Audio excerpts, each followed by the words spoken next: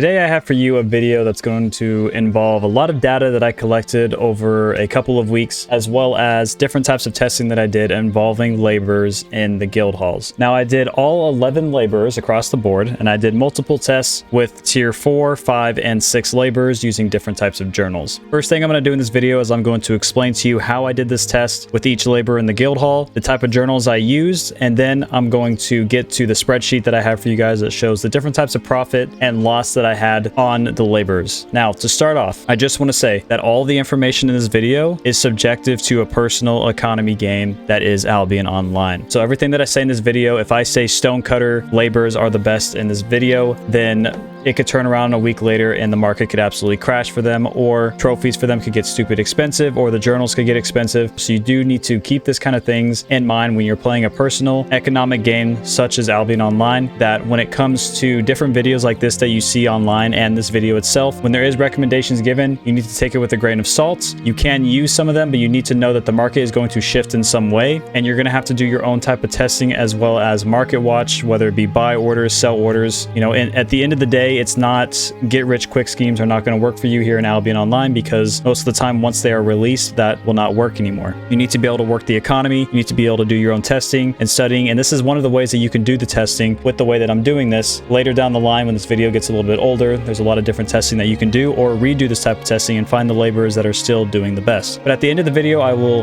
again show the spreadsheet, and then I will give a recommendation for the type of laborers that I think towards the future, if you are smart about your economy, can work the best for the type of things that you want to do. So first things first, I have a stonecutter laborer here, guild hall, and the reason I'm using stonecutters is because stone sucks in general. Just stone is anything below tier 7 is just like not worth a lot. So what we're doing here is I have T6 laborers and I put T6 trophies across the board. I have tier 2, 3, 4, 5, and 6.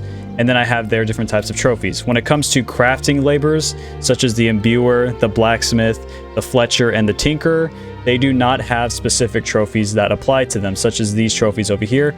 They can only use the encyclopedia trophies, like these different ones right here, like Tome of Knowledge, all the different types of tome looking ones. So we have a tier 6 laborer here, and what I did for the test is I did tier 4, 5, and 6 laborers for every type of laborer that is in the game. So if we go over to this board and we scroll down, we have all the different types of laborers that you can buy and use. And I did a test for every single one of them, tier 4, 5, and 6. And I put 15. I have 11 guild halls set up, and I have them all set up like this. If I was to put tier 4 laborers down in here, I would act as if it was a tier 4 guild hall, which means I would have picked up all the tier 5 and 6 trophies, and I would only have 2, 3, and 4.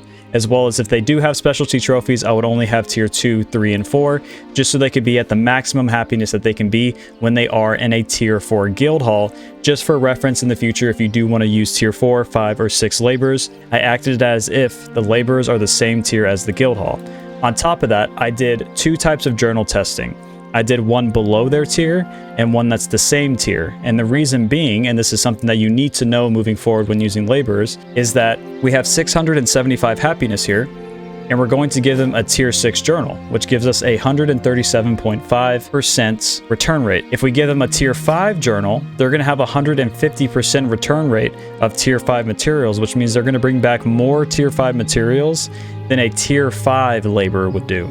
So by giving the tier 5 journal to a tier 6 laborer, they have 150% yield, as long as the happiness is the right way. There's no kind of weird stuff going on here. You need to have the happiness for the bed maxed out, for the table, and get the trophies as high as possible. Now again, this is the way that I set it up. I bought journals and everything. I bought all of their beds, all of their tables, the materials to put up the guild hall. In this video, we are not calculating the cost to set up a guild hall. This video is specifically to show you if I was to have this tier, whichever tier I'm using on the spreadsheet of labor, and I go to the market in my current city, which I'm doing my test from Fort Sterling, and I buy the journals right off the market, what kind of return do I expect to be getting, and how much money do I gain or how much money do I lose? So I'm buying the journals off the market. I'm not filling any of the journals. I'm giving them directly to the laborer, and then I'm putting the data in a way that shows, did I lose or did I gain money? Now, again, I implore you to try different methods such as filling the journals. I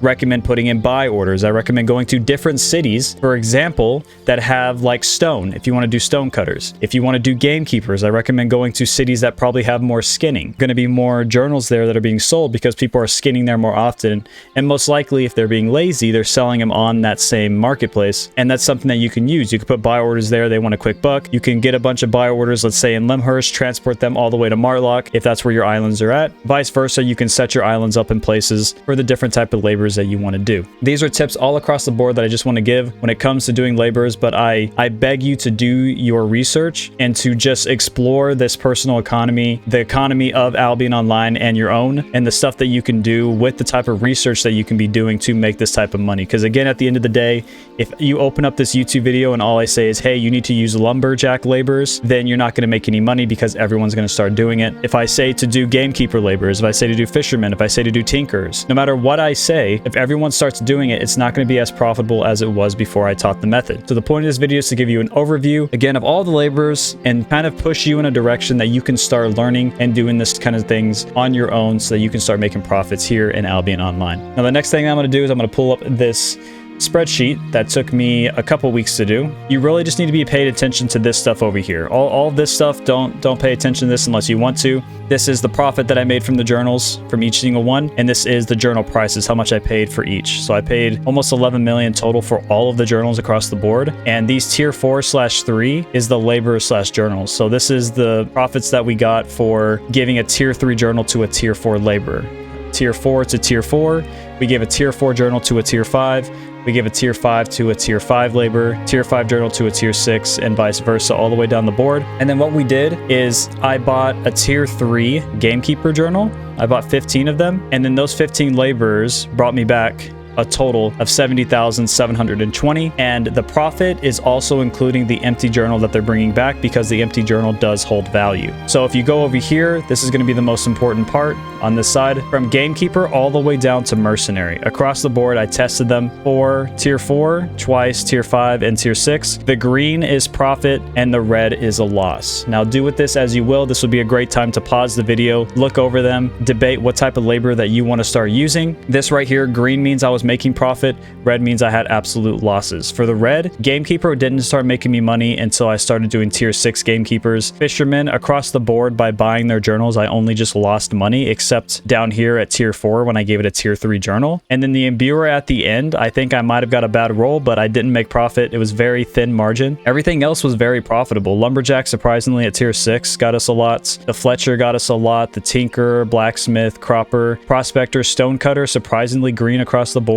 We have Gamekeeper at the end. We have Mercenary, surprisingly green across the board. For obvious reasons, though, for the Mercenary, it's actually not surprising. I don't know why I said surprising for Mercenary. Mercenary is just, it's so easy to fill their journals. I don't recommend doing Mercenary laborers. I would recommend doing crafting laborers personally.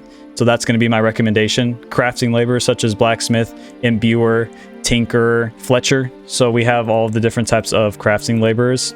These ones are going to be the best, and the reason I say that is if you're going to be crafting alongside them and filling the journals as well, these laborers are going to be perfect for you. If you're doing tier 4 crafting, let's say you're doing blacksmith crafting and you take tier 4, let's say you're making tier 4 swords and you have tier 4 blacksmiths in your guild halls, you then go to take tier 4 empty blacksmith journals and you fill them as you're crafting, give them to them. They're going to bring back more materials for you to then continue doing more crafting. It's going to help you with your refining process by bringing in more materials that you can use to keep crafting, and that's why I recommend using crafting laborers. Again, like I taught, I'm going to close the spreadsheet now, but again, this is a perfect time to pause the video, look over this. I'm not going to keep it up on the screen for too long. Just keep in mind, tier 6 labor, if I give it a tier 5 journal, it's going to have 150% return rate. You're going to get more of the tier 5 materials as opposed to giving it straight to a tier 5 labor. Now that's going to be the end of the video, guys. I hope you enjoyed, and I hope you learned some things moving forward when it comes to laborers and economy here in Albion Online. I'm going to express it again. Please heed the things that I said at the beginning of the video. Do your research, do your studying, and at the end of the day, if you do want to improve and build your personal economy here in Albion Online, you're going to have to do the due diligence, the studying, and the market research to move forward in those areas. If you enjoyed the video, make sure to leave a like, comment, and subscribe, and I'll see all of you in the next video, and I'll see all of you in Albion Online.